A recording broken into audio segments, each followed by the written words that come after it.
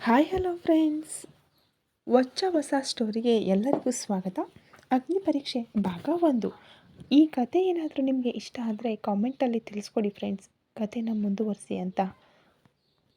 ಬನ್ನಿ ಕತೆನ ಶುರು ಮಾಡೋಣ. ಬೃಹತ್ತಾದ ಕಲ್ಯಾಣ ಮಂಟಪ, ತಲೆಗೆ ಪೆಟ್ಟಾಗಿ ಬ್ಯಾಂಡೇಜ್ ಹಾಕಲಾಗಿತ್ತು. ರಕ್ತದ ಕಲೆಗಳಿದ್ದ ರೇಷ್ಮೆ ಪಂಚೆ ಮತ್ತು ಶರ್ಟ್. ಪ್ರೀತಿ ಇರಬೇಕಾದ ಕಣ್ಣುಗಳಲ್ಲಿ ಕೇವಲ ಕೋಪ, ಕೊರಳಿನಲ್ಲಿ ಹೂವಿನ ಹಾರ. ಪುರೋಹಿತರು ಹೇಳುವ ಮಂತ್ರಗಳನ್ನು ಕೇವಲ ಕಿವಿಯಲ್ಲಷ್ಟೇ ಆಲಿಸುತ್ತಾ ಬಾಗಿಲನ್ನೇ ನೋಡುತ್ತಿದ್ದನು ವರ ಮಿತ್ರನ್. ಮಂಟಪದಲ್ಲಿ ಕುಳಿತಿದ್ದವರೆಲ್ಲರಲ್ಲೂ ಒಂದು ರೀತಿಯ ಆತಂಕ ಮನೆ ಮಾಡಿತು. ವಧುವಿಲ್ಲದ ಕಲ್ಯಾಣ ಮಂಟಪವದು. ಮಿತ್ರನ್ನ ಕುಟುಂಬದವರು ಅವನ ಬಳಿ, "ಏಳು ಮಿತ್ರನ್, ಮನೆಗೆ ಹೋಗೋಣ. ಹುಡುಗಿಯೇ ಓಡಿ ಹೋಗಿದ್ದಾಳೆ, ಇನ್ಮೇಲೆ ಏನು ತಾನೇ ಮಾಡಲು ಸಾಧ್ಯ?" ಎಂದು ಗೋಗರೆಯುತ್ತಿದ್ದರು. ತನ್ನ ಬಾಯಿಯ ಮೇಲೆ ಬೆರಳಿಟ್ಟು, "ಉಶ್, ಈ ಮದುವೆ ನಡೆಯುತ್ತದೆ. ಇಲ್ಲಿಂದ ಯಾರೊಬ್ಬರೂ ಹೇಳುವಂತಿಲ್ಲ" ಎಂಬ ಅವನ ಒಂದೇ ಒಂದು ಮಾತು ಎಲ್ಲರನ್ನೂ ಕಟ್ಟಿಹಾಕಿ ಅಲ್ಲಿಯೇ ಕೂರುವಂತೆ ಮಾಡಿತ್ತು. ಮಿತ್ರನ್ ನೋಡಲು ಸುಂದರವಾದ, ಹುರಿಗಟ್ಟಿದ ದೇಹದವನು. ಯಾವಾಗಲೂ ಕಣ್ಣುಗಳಲ್ಲಿ ಕೋಪವನ್ನು ತುಂಬಿಕೊಂಡಿರುವವನು. ನಿರ್ಮಾಣ ಅಂದರೆ ಕನ್ಸ್ಟ್ರಕ್ಷನ್ ವಲಯದಲ್ಲಿ ಎತ್ತರದ ಸಾಧನೆ ಮಾಡಿದವನು. ಮಿತ್ರನ್ ಕನ್ಸ್ಟ್ರಕ್ಷನ್ ಎಂಬ ಹೆಸರು ಕೇಳಿದರೆ ಸಾಕು, ಎದುರಾಳಿಗಳು ನಡುಗುವಷ್ಟು ಅವನ ಸಾಮರ್ಥ್ಯ ಮೇಲೊಂಗಿತ್ತು. ಹಲವು ರಫ್ತು ಕಂಪನಿಗಳನ್ನು ಅವನು ನಡೆಸುತ್ತಿದ್ದನು. ಜೀವನದಲ್ಲಿ ದುಡಿದೇ ಪ್ರೀತಿ, ವಿಶ್ವಾಸ, ಕುಟುಂಬಕ್ಕಾಗಿ ಸಮಯ ಮೀಸಲಿಡುವುದು ಎಂಬುದೆಲ್ಲವೂ ಅವನಿಂದ ಮರೆಯಾಗಿಯೇ ಹೋಗಿತ್ತು. ಎತ್ತ ತಾಯಿ ಅವನೊಡನೆ ಮಾತನಾಡಬೇಕೆಂದರೂ ಅಪಾಯಿಂಟ್ಮೆಂಟ್ ಪಡೆದು ಮಾತನಾಡಬೇಕಾದ ಪರಿಸ್ಥಿತಿ. ಯಾವಾಗಲೂ ಚಂಡಮಾರುತದ ವೇಗದಲ್ಲಿಯೇ ಸುತ್ತುತ್ತಿರುವವನು. 33 ವಯಸ್ಸು, 6 ಅಡಿ ಎತ್ತರ. ಅವನಿಗಂತಲೇ ಯಾವುದೇ ವೈಯಕ್ತಿಕ ಆಸೆಗಳಿರಲಿಲ್ಲ. ಎನಿ ಟೈಮ್ ಅವನ ಯೋಚನೆಯೆಲ್ಲವೂ ಬಿಸಿನೆಸ್ ಬಿಸಿನೆಸ್ ಬಿಸಿನೆಸ್. ಆ ನಂಬರ್ 1 ಸ್ಥಾನ ಎಂದಿಗೂ ತನ್ನ ಕೈತಪ್ಪಿ ಹೋಗಬಾರದು. ಕೆಲವು ವರ್ಷಗಳ ಕಾಲ ನಂಬರ್ 1 ಸ್ಥಾನಕ್ಕೆ ಬರಲು ಹೋರಾಡಿದವನು ಈಗ ತಾನು ಅಂದುಕೊಂಡ ಸ್ಥಾನದಲ್ಲಿದ್ದರೂ ಆ ನಂಬರ್ 1 ಪಟ್ಟವನ್ನು ತನ್ನಿಂದ ದೂರವಾಗದಂತೆ ಬಿಗಿಯಾಗಿ ಹಿಡಿದಿಟ್ಟುಕೊಂಡಿದ್ದನು ಮಿತ್ರನ್. ಅಮ್ಮ, ಅಪ್ಪ, ಅಕ್ಕ, ತಂಗಿ, ಅಜ್ಜ, ಅಜ್ಜಿ, ದೊಡ್ಡಪ್ಪ, ದೊಡ್ಡಮ್ಮ, ಅತ್ತೆ, ಮಾವ ಮತ್ತು ಅವರ ಮಕ್ಕಳು ಎಂದು ಒಂದು ದೊಡ್ಡ ಕುಟುಂಬವೇ ಅವನಿಗಾಗಿ ಕಾಯುತ್ತಿದ್ದರೂ ಅವರೊಡನೆ ಒಂದು ಮಾತು ಆಡಲು ಸಮಯವಿಲ್ಲದೆ ಬಿಸಿನೆಸ್ಸಲ್ಲೇ ಮುಳುಗಿರುತ್ತಿದ್ದನು ಮಿತ್ರನ್. ಬಹಳ ದಿನಗಳಿಂದ ಅವನ ಪ್ರೀತಿ ಕುಟುಂಬದಲ್ಲಿ ಯಾರಿಗೂ ಸಿಕ್ಕಿರಲಿಲ್ಲ. ಹೀಗೆಯೇ ಬಿಟ್ಟರೆ ತನ್ನ ಮಗನ ಜೀವನ ಏನಾಗುವುದೋ ಎಂಬ ಚಿಂತೆಯಲ್ಲಿ ತಾಯಿಗೆ ಹುಷಾರಿಲ್ಲದಂತಾಗಿತ್ತು. ಹಾರ್ಟ್ ತುಂಬ ವೀಕ್ ಆಗಿದೆ, ಆಪರೇಷನ್ ಮಾಡದಿದ್ದರೆ ಉಳಿಸಿಕೊಳ್ಳುವುದು ಕಷ್ಟ ಎಂಬ ಡಾಕ್ಟರ್ ಅವರ ಒಂದು ಮಾತು ಮಿತ್ರನನ್ನು ಒಂದು ಕಡೆ ನಿಲ್ಲುವಂತೆ ಮಾಡಿತು. ಮೊದಲ ಬಾರಿಗೆ ಒಂದು 10 ನಿಮಿಷ ತನ್ನ ತಾಯಿಯೊಡನೆ ಮಾತನಾಡಿದನು ಮಿತ್ರನ್. ಕೋಟಿ ಹಣವಿದೆ. ವಿದೇಶದಿಂದ ಡಾಕ್ಟರ್ಗಳನ್ನು ಕರೆಯಿಸಿ ತಕ್ಷಣವೇ ಆಪರೇಷನ್ ಮಾಡುವಷ್ಟು ಎಲ್ಲ ಸೌಲಭ್ಯಗಳಿದ್ದರೂ ಮಿತ್ರನನ್ನ ಮದುವೆ ನೋಡದೆ ಆಪರೇಷನ್ ಮಾಡಿಸಿಕೊಳ್ಳುವುದಿಲ್ಲ ಎಂದು ಅವನ ಅಮ್ಮ ಪಟ್ಟು ಹಿಡಿದಿದ್ದರು. ಒಬ್ಬ ಹುಡುಗಿಯೊಂದಿಗೆ ಸಮಯ ಕಳೆಯುವುದು ಅವನಿಗೆ ಇಷ್ಟವಿರಲಿಲ್ಲ. ಅವಳೊಂದಿಗೆ ಮಾತನಾಡಿಕೊಂಡಿರುವ ಆ ಸಮಯದಲ್ಲಿ ಕೋಟ್ಯಾಂತರ ರೂಪಾಯಿಗಳ ಬಿಸಿನೆಸ್ ಡೀಲ್ ಮುಗಿಸಿಬಿಡಬಹುದು ಎಂದು ಯೋಚಿಸುತ್ತಿದ್ದನು ಮಿತ್ರನ್. ಹಾಗೆ ಯೋಚಿಸುವವನಿಗೆ ಮದುವೆ ಎಂಬುದು ತನ್ನ 2 ಕೈಗಳಿಗೂ ಬೇಡಿ ಹಾಕಿದಂತೆ ಅನ್ನಿಸುತ್ತಿತ್ತು. ಆದರೂ ಬೇರೆ ದಾರಿ ಇರಲಿಲ್ಲ.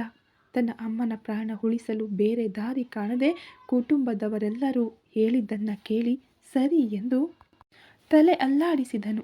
ಅವನು ಒಪ್ಪಿದ 10ನೇ ದಿನವೇ ಮದುವೆಯ ಸಿದ್ಧತೆಗಳು ಅದ್ಧೂರಿಯಾಗಿ ನಡೆದವು. ಮದುವೆಗೆ ಬರುವ ಮುನ್ನ ಆ ಕೊನೆಯ ಅರ್ಧ ಗಂಟೆಯವರೆಗೂ ತನ್ನ ಬಿಸಿನೆಸ್ ಎಂದೇ ಸುತ್ತುತ್ತಿದ್ದನು ಮಿತ್ರನ್. ಎಲ್ಲರೂ ಮಂಟಪದಲ್ಲಿ ಕಾಯುತ್ತಿದ್ದಾಗ ಮಿತ್ರನ್ ಒಂದು ಇಂಪಾರ್ಟೆಂಟ್ ಮೀಟಿಂಗ್ ಎಂದು ಎದ್ದು ಹೋದವನು. ಸ್ನಾನ ಮಾಡಿ ರೇಷ್ಮೆ ಪಂಚೆ ಶರ್ಟ್ ಧರಿಸಿಕೊಂಡೇ ಮೀಟಿಂಗಿಗೆ ಹೊರಟು ಹೋಗಿದ್ದನು. ಮಂಟಪದಲ್ಲಿ ಎಲ್ಲರೂ ಕಾಯುತ್ತಿದ್ದರು. ಆ ಹುಡುಗಿ ಯಾರೆಂದು ಕೂಡ ಅವನು ನೋಡಿರಲಿಲ್ಲ. ಅಷ್ಟೇ ಏಕೆ, ಆ ಹುಡುಗಿಯ ಹೆಸರು ಸಹ ಮಿತ್ರನ್ಗೆ ಗೊತ್ತಿರಲಿಲ್ಲ. ಕೇವಲ ಕರ್ತವ್ಯಕ್ಕಾಗಿ ಮಾತ್ರ ಮದುವೆಗೆ ಒಪ್ಪಿದ್ದನು. ಮಿತ್ರನ್ಗಾಗಿ ಮಂಟಪದಲ್ಲಿ ಎಲ್ಲರೂ ಕಾತುರದಿಂದ ಕಾಯುತ್ತಿದ್ದರು. ಆ ಸಮಯದಲ್ಲಿ ಹುಡುಗಿ ಕಾಣಿಸುತ್ತಿಲ್ಲ ಎಂದು ಓಡಿ ಬಂದರು ವಧುವಿನ ತಾಯಿ. ಅದನ್ನೇ ಕೇಳಿ ಮಿತ್ರನ ಕುಟುಂಬದವರಿಗೆ ಆಘಾತವಾಯಿತು. ಕಷ್ಟಪಟ್ಟು ಮಿತ್ರನನ್ನು ಮದುವೆಗೆ ಒಪ್ಪಿಸಿದೆವು. ಈಗ ಹುಡುಗಿ ಓಡಿ ಹೋದರೆ ಅವನು ಏನು ಮಾಡುತ್ತಾನೋ ಏನೋ ಎಂದು ಆತಂಕದಿಂದ ಕಾಯುತ್ತಿದ್ದರು. ಮುಹೂರ್ತಕ್ಕೆ ಸರಿಯಾಗಿ 15 ನಿಮಿಷ ಇರುವಾಗ ಅಲ್ಲಿಗೆ ಬಂದನು ಮಿತ್ರನ್. ಅವನನ್ನು ನೋಡಿದವರಿಗೆ ಮತ್ತಷ್ಟು ಆಘಾತ. ವರನ ವೇಷದಲ್ಲಿ ಸುಂದರವಾಗಿ ತಯಾರಾಗಿದ್ದವನು ಈಗ ತಲೆಗೆ ಬ್ಯಾಂಡೇಜ್ ಕಟ್ಟಿಕೊಂಡು ಶರ್ಟ್ನಲ್ಲಿ ರಕ್ತದ ಕಲೆಗಳೊಂದಿಗೆ ಹಾಗೆಯೇ ಬಂದಿದ್ದನು. ಅವನನ್ನು ನೋಡಿದೊಡನೆ ಮಂಟಪದಲ್ಲಿದ್ದ ಸಾವಿರಾರು ಜನರು ಹಾಗೆಯೇ ಎದ್ದು ನಿಂತರು. ಏನು ಮಿತ್ರ, ಏನಾಯಿತು? ನಿನ್ನ ತಲೆಗೆ ಪೆಟ್ಟಾಗಿದೆ, ಶರ್ಟೆಲ್ಲ ರಕ್ತದ ಕಲೆಯಾಗಿದೆ ಎಂದು ಆತಂಕದಿಂದ ಅವನ ಅಮ್ಮ ಹತ್ತಿರ ಹೋದರು. ನನ್ನ ಗಾಯಕ್ಕೆ ಏನು ಕಾರಣ, ಈ ಕಲೆಗೆ ಏನು ಕಾರಣ ಅನ್ನೋದು ಈಗ ಅನಾವಶ್ಯಕ ಎಂದು ಕೋಪದಿಂದ ಮಾತನಾಡಿದನು ಮಿತ್ರನ್. ಸರಿ, ಎಲ್ಲರೂ ಯಾಕೆ ಎದ್ದು ನಿಂತಿದ್ದೀರಾ? ಎಲ್ಲರೂ ಅವರವರ ಜಾಗದಲ್ಲಿ ಕೂತ್ಕೊಳ್ಳಿ ಎಂದು ಹೇಳಿದನು ಮಿತ್ರನ್. ಮಿತ್ರನ್, ನಮ್ಮನ್ನು ಕ್ಷಮಿಸಿಬಿಡು ಮಿತ್ರನ್ ಎಂದು ಅವನ ತಾಯಿ ಕೈ ಮುಗಿದಾಗ ಏನು ಎಂಬಂತೆ ಅವನು ದೃಷ್ಟಿ ಬೀರಿದನು. ಆ ಮದುವೆ ಹುಡುಗಿ ಯಾರನ್ನೋ ಲವ್ ಮಾಡಿದ್ದಳಂತೆ. ಅದು ಗೊತ್ತಿಲ್ಲದೆ ಏರ್ಪಾಡು ಮಾಡಿಬಿಟ್ಟೆ. ಆ ಹುಡುಗಿ ಆ ಹುಡುಗನ ಜೊತೆಗೆ ಓಡಿ ಹೋಗಿಬಿಟ್ಲು ಮಿತ್ರನ್, ನಮ್ಮನ್ನು ಕ್ಷಮಿಸಿಬಿಡು ಎಂದು ಮತ್ತೆ ಅವನ ಅಮ್ಮ ಹೇಳಿದಾಗ ಎಲ್ಲರೂ ಎದ್ದು ಹೊರ ಹೋಗಲು ತಯಾರಾದರು. ಯಾರೂ ಹೋಗಬಾರದು, ಹಾಗೆಯೇ ಕೂತ್ಕೊಳ್ಳಿ, ನನ್ನ ಮದುವೆ ಖಂಡಿತ ನಡೆಯುತ್ತೆ ಎಂದು ಕಿರುಚಿದನು ಮಿತ್ರನ್. ಮಿತ್ರನ್, ನೀನೇನು ಹೇಳ್ತಾ ಇದೀಯಾ? ಮದುವೆ ಹುಡುಗಿನೇ ಓಡಿ ಹೋದ ಮೇಲೆ ಮದುವೆ ಹೇಗೆ ನಡೆಯುತ್ತೆ ಮಿತ್ರನ್? ಬಾ ಹೋಗೋಣ ಎಂದು ಮಿತ್ರನನ್ನ ಅಪ್ಪ ಸೇತುಪತಿ ಕರೆದರು. ಈ ಮದುವೆಗೋಸ್ಕರ ನಾನು ನಿಮಗೆ ಕೊಟ್ಟಿದ್ದ ಅಪಾಯಿಂಟ್ಮೆಂಟ್ ಇನ್ನೂ 1 ಅವರ್ ಇದೆ. ಈಗ ಇಲ್ಲಿಂದ ಹೋಗಿ ಮತ್ತೆ ನೀವು ಹುಡುಗಿ ನೋಡಿ ಮದುವೆ ಮಾಡೋಕ್ಕೆಲ್ಲ ನನ್ನ ಹತ್ರ ಟೈಮ್ ಇಲ್ಲ. ಇವತ್ತು ನಿಶ್ಚಯಿಸಿದ ಮುಹೂರ್ತದಲ್ಲಿ ಇದೇ ಮಂಟಪದಲ್ಲಿ ಖಂಡಿತ ನನ್ನ ಮದುವೆ ನಡೆಯುತ್ತೆ. ಎಲ್ಲರೂ ಸುಮ್ಮನೆ ಕೂತ್ಕೊಳ್ಳಿ ಎಂದು ಹೇಳಿ ಮದುವೆ ಮಂಟಪದಲ್ಲಿ ಹೋಗಿ ಕುಳಿತನು ಮಿತ್ರನ್. ಯಾರಿಗೂ ಏನೂ ಅರ್ಥವಾಗಲಿಲ್ಲ. ಏನು ನಡೆಯುತ್ತಿದೆ ಎಂದು ತಿಳಿಯದೆ ಕಾಯುತ್ತಿದ್ದರು. ಮದುವೆ ಹುಡುಗಿಯೇ ಓಡಿ ಹೋದ ಮೇಲೆ ಹೇಗೆ ಮದುವೆ ನಡೆಯುತ್ತದೆ ಎಂದು ಒಬ್ಬರಿಗೊಬ್ಬರು ಮಾತನಾಡಿಕೊಳ್ಳುತ್ತಿದ್ದರೆ ಮಿತ್ರನ್ ಮಾತ್ರ ಯಾವುದೋ ಹುಡುಗಿಯನ್ನು ಆರ್ಡರ್ ಮಾಡಿ ಇಟ್ಟಿರುವಂತೆ ಧೈರ್ಯವಾಗಿ ಗಾಂಭೀರ್ಯದಿಂದ ಆ ರಕ್ತದ ಕಲೆಯೊಡನೆ ಮಂಟಪದಲ್ಲಿ ಕುಳಿತಿದ್ದನು. ಆ ಸಮಯದಲ್ಲಿ ಹತ್ತಿರ ಹೋದ ಮಿತ್ರನನ ಅಕ್ಕ ಪ್ರಿಯಾಂಕಾ, ಮಿತ್ರನ್, ಏನೋ ತಪ್ಪು ನಡೆದು ಹೋಯಿತು, ನಮ್ಮನ್ನು ಕ್ಷಮಿಸಿಬಿಡು, ನೀನು ಹೊರಡು. ಹೀಗೆಯೇ ಕೂತಿದ್ದರೆ ಎಲ್ಲರೂ ತಪ್ಪಾಗಿ ಮಾತಾಡ್ತಾರೆ, ಅವಮಾನ ಆಗುತ್ತೆ. ಬೇಡ ಮಿತ್ರನ್, ಹೇಳು, ಒಂಟಿಯಾಗಿ ಮಂಟಪದಲ್ಲಿ ಕೂರಬಾರದು ಎಂದು ಗೋಗರೆದಳು. ಇಲ್ಲಿ ನೋಡು ಪ್ರಿಯಾಂಕಾ, ನನಗೆ ಟೈಮ್ ಇಲ್ಲ. ನಾನು ಕೊಟ್ಟ ನನ್ನ ಪ್ರೋಗ್ರಾಮ್ ಯಾವುದಾಗಿದ್ದರೂ ಆ ಟೈಮ್ಗೆ ಖಂಡಿತ ನಡೆಯಲೇಬೇಕು. ಇದುವರೆಗೂ ನಾನು ಏರ್ಪಾಟು ಮಾಡಲು ಹೇಳಿದ ಒಂದೇ ಒಂದು ಮೀಟಿಂಗ್ ಕೂಡ ನಾನು ಕ್ಯಾನ್ಸಲ್ ಮಾಡಿಲ್ಲ. ಹಾಗಿರುವಾಗ ನನ್ನ ಮ್ಯಾರೇಜ್ ಏಕೆ ನಾನು ಕ್ಯಾನ್ಸಲ್ ಮಾಡ್ತೀನಿ?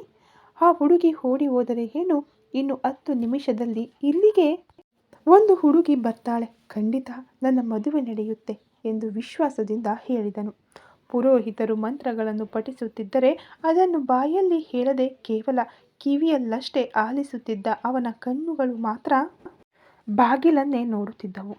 ಸರಿ ಮಿತ್ರ, ನಿನ್ನ ಡ್ರೆಸ್ ಆದರೂ ಚೇಂಜ್ ಮಾಡಿಕೊಂಡು ಬಾ ಎಂದಳು ಪ್ರಿಯಾಂಕಾ. ಡ್ರೆಸ್ ಚೇಂಜ್ ಮಾಡೋಕ್ಕೆ ಟೈಮ್ ಇಲ್ಲ ಪ್ರಿಯಾಂಕಾ ಎಂದು ಹೇಳಿ ಅವನು ತನ್ನ ಕೆಲಸವನ್ನು ನೋಡಿದನು ಮಿತ್ರನ್. ಅವನು ಹೇಳಿದ ಆ ಮಾತನ್ನು ಕೇಳಿ ಪ್ರಿಯಾಂಕಾ ತನ್ನ ತಾಯಿಯ ಬಳಿ ಹೇಳಿದಳು. ಎಲ್ಲರೂ ಬಾಗಿಲನ್ನೇ ನೋಡುತ್ತಿದ್ದರು. ಇಲ್ಲಿ ಏನು ನಡೆಯಲಿದೆ? ಮಿತ್ರನ್ ಏನು ಹೇಳುತ್ತಿದ್ದಾನೆ? ಯಾವ ಹುಡುಗಿ ಬರಲಿದ್ದಾಳೆ ಎಂದು ಎಲ್ಲರೂ ನೋಡುತ್ತಿರುವಾಗಲೇ ಸಾಧಾರಣ ಲಂಗ ದಾವಣಿ ತೊಟ್ಟಿದ್ದ ಹುಡುಗಿಯೊಬ್ಬಳು ನನ್ನ ಬಿಟ್ಟು ಬಿಡಿ, ಬಿಟ್ಟು ಬಿಡಿ ಎಂದು ಕಿರುಚಿಕೊಳ್ಳುತ್ತಿದ್ದಳು. ಮಿತ್ರನನ್ನ ಬಾಡಿಗಾರ್ಡ್ಸ್ ಅವಳನ್ನು ಎಳೆದುಕೊಂಡು ಒಳಗೆ ಬಂದರು. ಆ ಹುಡುಗಿಯ ದಾವಣಿಯ ಮೇಲೆ ಸ್ವಲ್ಪ ಕೆಸರು ನೀರು ಸಿಡಿದಿತ್ತು.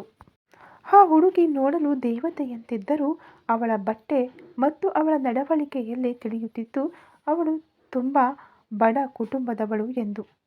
ಅವಳು ಅಳುತ್ತಾ ಬೇಡಿಕೊಳ್ಳುವುದನ್ನು ಕಿವಿಗೆ ಹಾಕಿಕೊಳ್ಳದೆ ಅವನ ಬಾಡಿಗಾರ್ಡ್ಸ್ ಬಂದು ಮಿತ್ರನನ್ನ ಮುಂದೆ ನಿಲ್ಲಿಸಿದರು.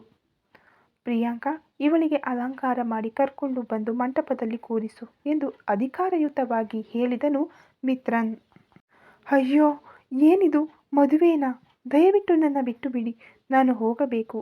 ನಿಮ್ಮನ್ನ ಕೈ ಮುಗಿದು ಕೇಳ್ತೀನಿ, ನನ್ನೇನು ಮಾಡಬೇಡಿ ಎಂದು ಅಳುತ್ತಾ ಬೇಡಿಕೊಂಡಳು ಆ ಹುಡುಗಿ. ಏ, ಬಾಯ್ ಮುಚ್ಚು ಎಂದು ಮಂಟಪದಲ್ಲಿ ಕುಳಿತಂತೆಯೇ ಕಿರುಚಿದನು ಮಿತ್ರನ್. ಇಲ್ಲಿ ಎಲ್ಲವನ್ನು ನೋಡಿದರೆ ದೊಡ್ಡ ಕೋಟ್ಯಾಧಿಪತಿ ಥರ ಕಾಣ್ತೀರಾ. ನಾನು ಸಾಧಾರಣ ಹೂವು ಮಾರೋ ಹುಡುಗಿ. ನಿಮ್ಮನ್ನ ಬೇಡಿಕೊಳ್ತೀನಿ, ಈಗೆಲ್ಲ ನನ್ನ ಜೀವನನ ಹಾಳು ಮಾಡಬೇಡಿ. ನಾನು ಗೊತ್ತಿಲ್ಲದೆ ನಿಮ್ಮ ಕಾರಿಗೆ ಕಲ್ಲೆಸೆದು ಬಿಟ್ಟೆ, ನನ್ನ ಬಿಟ್ಟು ಬಿಡಿ ಎಂದು ಅತ್ತಳು ಆ ಹುಡುಗಿ. ವೇಗವಾಗಿ ಎದ್ದ ಮಿತ್ರನ್ ಕೆಳಗೆ ಬಂದು ಅವಳ ಹತ್ತಿರ ನಿಂತನು. ಏನಂದೆ? ಗೊತ್ತಿಲ್ಲದೆ ನನ್ನ ಕಾರಿಗೆ ಕಲ್ಲೆಸೆದ್ಯಾ? ನೀನು ಬೇಕಂತಲೇ ಕಲ್ಲು ತಗೊಂಡು ನನ್ನ ಕಾರಿನ ಮೇಲೆ ಎಸೆದೆ. ಆ ಕಲ್ಲು ಬಿದ್ದು ನನ್ನ ತಲೆ ಹೊಡೆದಿದೆ. ನಿನಗೆ ಎಷ್ಟು ಧೈರ್ಯವಿದ್ದರೆ ಈ ಮಿತ್ರನ್ ಕಾರಿನ ಮೇಲೆಯೇ ಕಲ್ಲೆಸೆದಿರ್ತೀಯಾ?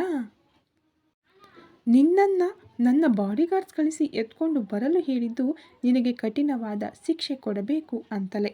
ಆದರೆ ಇಲ್ಲಿ ಬಂದು ನೋಡಿದರೆ ಮದುವೆ ಹುಡುಗಿ ಓಡಿ ಹೋಗಿದ್ದಾಳೆ. ಈಗ ಇಲ್ಲಿ ನನಗೆ ಮದುವೆ ನಡೆಯಲೇಬೇಕು. ನೀನು ಮಾಡಿದ ತಪ್ಪಿಗೆ ನಿನಗೆ ನಾನು ಕೊಡಲಿರುವ ಶಿಕ್ಷೆ ಇದು. ಸುಮ್ಮನೆ ಹಠ ಮಾಡದೆ ಹೋಗಿ ರೇಷ್ಮೆ ಸೀರೆ ಉಟ್ಕೊಂಡು ಬಂದು ಮಂಟಪದಲ್ಲಿ ಕೂತ್ಕೋ ಎಂದು ಅವಳಿಗೆ ಹೇಳಿ ಮತ್ತೆ ಮಂಟಪಕ್ಕೆ ಹೋದನು ಮಿತ್ರನ್. ಇಲ್ಲಿ ನೋಡಿ, ಈ ಮದುವೆಯೆಲ್ಲ ಬೇಡ. ನಾನು ದೇವಸ್ಥಾನಕ್ಕೆ ಕೊಡೋಕೆ ಹೂವು ತಗೊಂಡು ಹೋಗ್ತಿದ್ದೆ.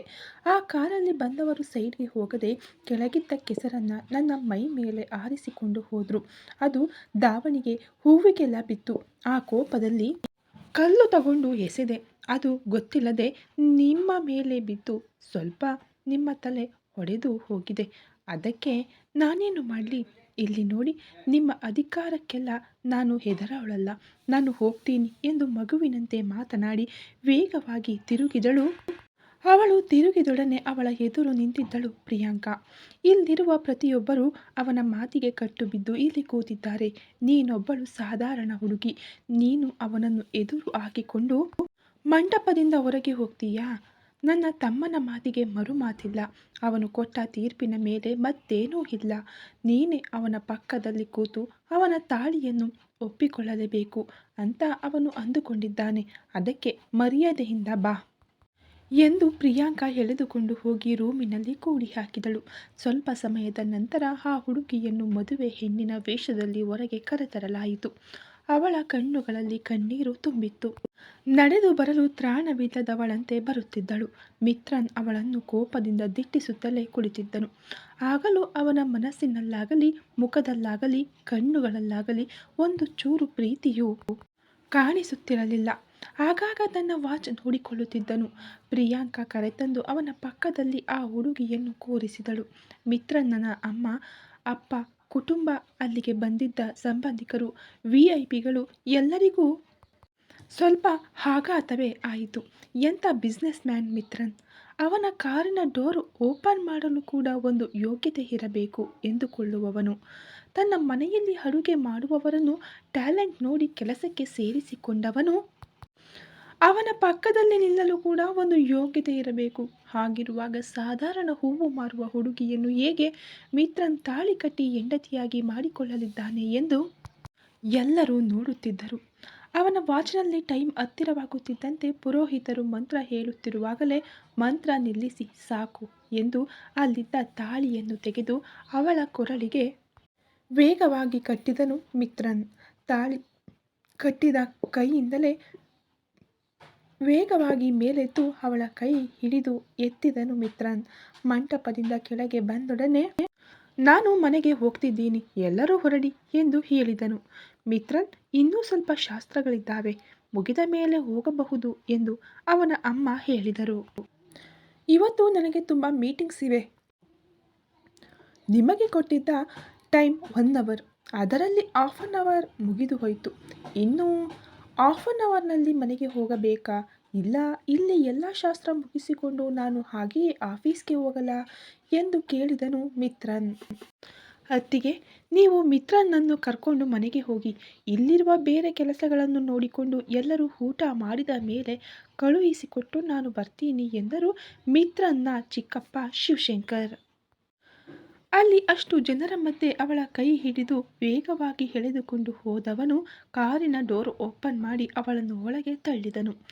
ಏನು ನಡೆಯುತ್ತಿದೆ ಎಂದೇ ಅರ್ಥವಾಗದೆ ಅವಳು ಭಯದಲ್ಲಿ ಅಳುತ್ತಲೇ ಕೈಕಾಲು ನಡುಗುತ್ತಾ ಸೀಟಿನಲ್ಲಿ ಕುಳಿತಿದ್ದಳು. ಅವಳ ಪಕ್ಕದಲ್ಲಿ ಕೂರದೆ ಅವಳಿಂದ ಸ್ವಲ್ಪ ದೂರವೇ ಕುಳಿತನು ಮಿತ್ರನ್. ಅವನ ಕಾರು ಹೊರಡುವ ಮುನ್ನವೇ ಪ್ರಿಯಾಂಕಾಳ ಕಾರು ಹೊರಟಿತು. ಸರಿಯಾಗಿ 10 ನಿಮಿಷದಲ್ಲಿ ಅವನ ಅತಿ ದೊಡ್ಡ ಬಂಗಲೆಯ ಗೇಟಿನೊಳಗೆ ಒಯ್ಯಿತು ಮಿತ್ರನ್ನನ ಕಾರು. ಕಾರಿನಿಂದ ಇಳಿದೊಡನೆ ಏಯ್, ಕೆಳಗೆ ಇಳಿದು ಬಾ, ಗೋಳಾಡದೆ ಮರ್ಯಾದೆಯಿಂದ ಬಾಯಿ ಮುಚ್ಚಿಕೊಂಡು ಬಾ ಎಂದು ಮಿತ್ರನ್ ಕಿರುಚಿದೊಡನೆ ಭಯದಲ್ಲಿ ನಡುಗುತ್ತಲೇ ಅವನ ಹತ್ತಿರ ಬಂದು ನಿಂತಳು. ಆ ಮನೆಯನ್ನು ನೋಡುವಾಗಲೇ ಅವಳಿಗೆ ತಲೆ ತಿರುಗಿದಂತಾಯಿತು. ಇಷ್ಟೊಂದು ದೊಡ್ಡ ಮನೆ ನಾನು ಸಿನಿಮಾದಲ್ಲಿ ಮಾತ್ರ ಅಲ್ವಾ ನೋಡಿದ್ದು. ಇಲ್ಲಿ ನಾನು ಏನು ಮಾಡಲಿ? ಇನ್ನು ಸ್ವಲ್ಪ ಹೊತ್ತಲ್ಲಿ ಮನೆಗೆ ಹೋಗಿಲ್ಲ ಅಂದರೆ ನನ್ನ ಚಿಕ್ಕಮ್ಮ ದೊಡ್ಡ ಗಲಾಟೆ ಮಾಡ್ತಾರೆ. ದೇವ್ರೇ, ನಾನೇನು ಮಾಡಲಿ ಎಂದು ಅಳುತ್ತಾ ನಿಂತಿದ್ದಳು. ಒಳಗೆ ಹೋಗಲು ಮಿತ್ರನ್ ಕಾಲಿಡುತ್ತಿದ್ದಂತೆ ಮಿತ್ರನ್, 1 ನಿಮಿಷ ನಿಲ್ಲು, ಆರತಿ ಎತ್ತಿದ ಮೇಲೆ ಒಳಗೆ ಹೋಗು ಎಂದು ವೇಗವಾಗಿ ಹೊರಬಂದಳು ಪ್ರಿಯಾಂಕಾ. ನೀನು ಆರತಿ ಎತ್ತುವಷ್ಟು ನನಗೆ ಟೈಮ್ ಇಲ್ಲ ಎಂದು ವೇಗವಾಗಿ ಆ ಆರತಿ ತಟ್ಟೆಯನ್ನು ತಳ್ಳಿ ಒಳಗೆ ಹೋದನು ಮಿತ್ರನ್. ಈ ಕಥೆ ಇನ್ನು ಮುಂದುವರಿಯುವುದು ಫ್ರೆಂಡ್ಸ್. ಸ್ಟೋರಿ ಇಷ್ಟ ಆದರೆ ಲೈಕ್ ಮಾಡಿ, ಶೇರ್ ಮಾಡಿ, ಕಾಮೆಂಟ್ ಮಾಡಿ, ಸಬ್ಸ್ಕ್ರೈಬ್ ಮಾಡಿಕೊಂಡು ವಿಡಿಯೋ ನೋಡಿ. Thank you so much.